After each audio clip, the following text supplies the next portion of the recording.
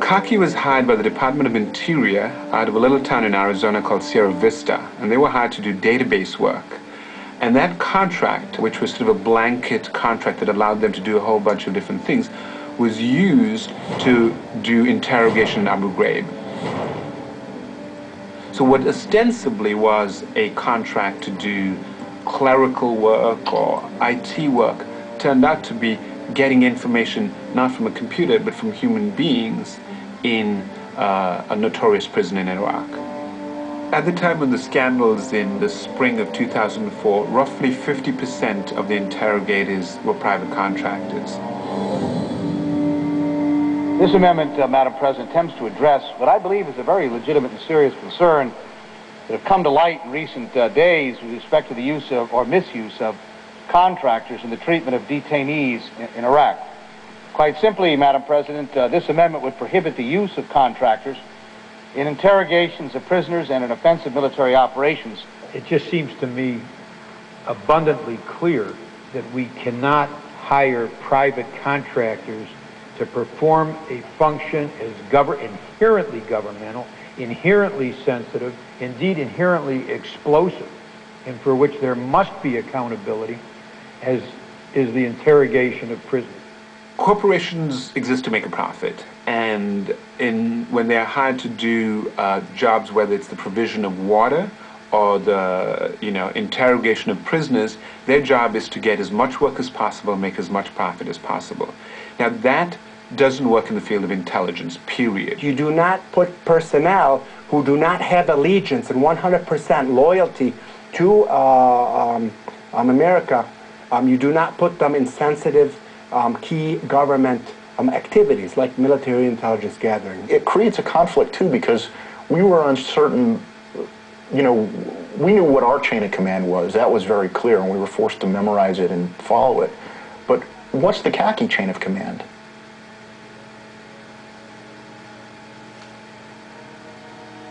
بفضل هاي الشركات السجون أصبحت معسكرات التدريب على الأمن. وفوجئت بالاعتقال، وبالفعل بعد يومين نقلت إلى سجن أبو غريب، ورفع الكيس من رأسي ووجدت نفسي أمام مجموعة عسكر مجندين يعني هذول المحققين عرفنا فيما بعد، مجموعة حوالي 8 أو 10 ويقولون علي يضعون البندقية بأماكن حساسة للجسم، وبالإضافة إلى الضرب، وكنت أسمع فيه استغاثات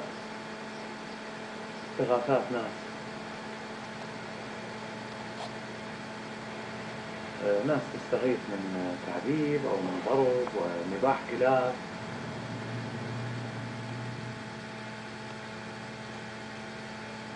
There was a wink and a nod approach. We have these rules, you're going to follow them, but we're not going to spend that much time making sure that you're going to follow them. And if I don't know about what's going on, then I can, have plausible deniability. A contractor is safely in an office in the United States somewhere, so no direct supervision. And to just simply say, well, I guess they got out of control, I don't know where they were taking their instructions from, it seems to excuse all of them. I have reproduced an excerpt from the job posting as it was reprinted in the Washington Post on May 10th on the poster here behind me. And let me read it for you. It says, under minimal supervision, will assist, and goes on. Key words, under minimal supervision.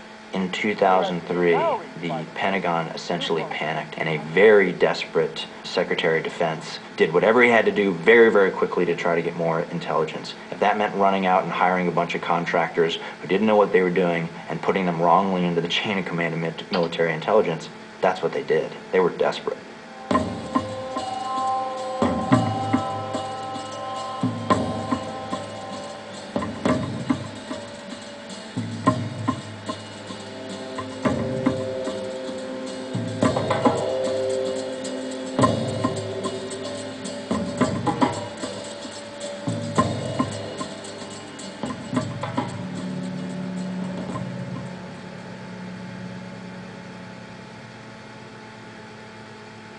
The contracting business in Iraq is very, very lucrative.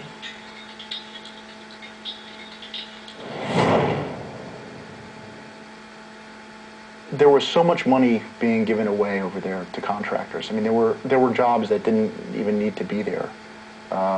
You know, we'd go into the tent to use our internet, and the woman who would put my name down to assign me to a computer would be a civilian contractor who was making 6 figures to be over there. But why is she there? Why are we paying this woman to do this? They threw so much money at these people they can't refuse. I mean, if you're a mechanic, you're making like 20 or 30,000, and someone offers you 100,000 a year tax-free to go to Iraq, and that's hard. I think that's really hard to refuse. They would very often sit down with soldiers, particularly from Reserve or National Guard, and say, hey man, you know, what are you making, $3,000 a month over here? You know, I make that in a week. You would talk about how, you know, in 8 more months, I'm going to be out of here and I'm going to be making 140 grand.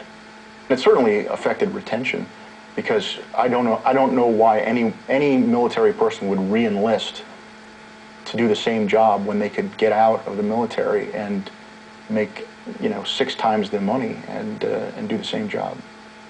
There was a little phrase that we threw around, food for freedom, that if you wanted to get paid more, you should start eating more so that you'd get booted out for being overweight.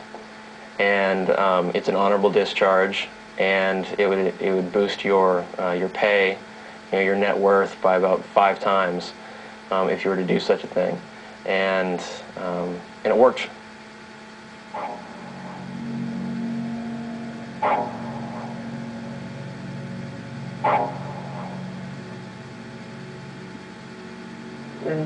جو علينا الامريكان بال11:30 بالليل واخذوني انا وابني فابني دا يقول لهم هذه امي فاجا الامريكي جابني من ايدي حق قال لي جو سكو هيك حاس صح فقال لي اعترف لي اذا انت اعترفين على الارهابيين وياك فحوديك المكان يعتدون عليك ويلعبون بيش طوب الامريكا راح سلك انت وابنك.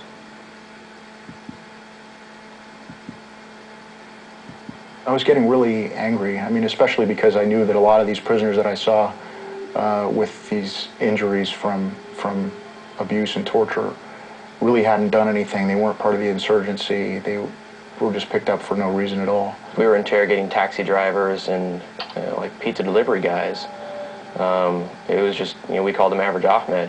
Using methods such as torture and also using people who are not qualified to do this job has resulted in bad information and therefore problems for national security and for the soldiers, because you're getting information that's no good. In a lot of areas where you start noticing a lot of, you know, a lot of hostility against American soldiers, it's not because the soldiers are doing a lot of wrong things. It's because sometimes maybe the communication that has been transmitted to them has been transmitted to them wrongly, unprofessionally, and serving someone else's interest. These are Titan linguists. They were hired by Titan. Titan has long-standing contracts providing critical information technology and support services for some of our nation's most valuable defense assets. Under a contract with the U.S. Army's Intelligence and Security Command, Titan has over 4,000 linguists that provide invaluable mission-critical services. Titan is the company that provides the linguists and continues to provide the linguists throughout Iraq. They're the biggest provider in this business.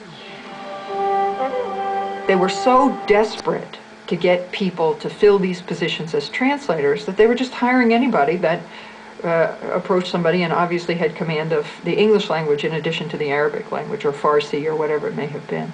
There was people who maybe spoke the language, but it was broken, but could not read it or write it. And I'm talking about English. And they were hired. They were never given a test. Nobody was given a test. I was never given a test. The test I was given was a phone conversation for a minute. Military trusted us. Military trusted Titan.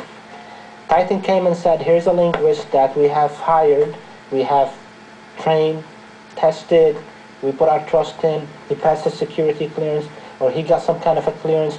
You should trust him in everything he does, everything he says. I did work closely with Titan all year long while I was in Iraq. And I can say that a lot of the translators weren't trained at all. I don't know what kind of training they received, but they were terrible at it.